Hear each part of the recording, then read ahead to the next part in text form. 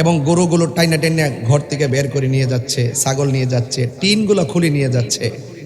এরা কোন ধরনের ইসলাম ধর্ম পালন করে আমার বুঝে আসে না। সুন্নি দরবারের সাথে আক্রোশ, কয়েকদিন আগে মাজার ভাঙছে কিনা, এখন দরবার আক্রমণ করা শুরু করছে। কেন কেন কেন শুরু করছে শোনেন, একটু শেষ করি। কেন শুরু করছে? তাদের সাথে আমাদের আকীদা মিলে না, এই জন্যই তো। তো আকীদা না মিললে তুমি তোমারটা পালন করো, আমরা আমরারটা পালন করি।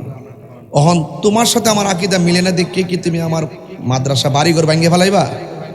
আকীদা, আমার আকীদা আপনার সাথে না মিলতে পারে, নাই মিলতে পারে, কথা কোন ঠিক কিনা? তাই বলে কি কাহারো বাড়িঘর ভাঙ্গা যাবে, কারো দরবার ভাঙ্গা যাবে, কাহারো মাদ্রাসা ভাঙ্গা যাবে? এখন ধরেন না কওমীদের সাথে আমাদের আকীদার মিল নাই, আমরা কি যাই তাদের মাদ্রাসা ভাঙতে পারবো?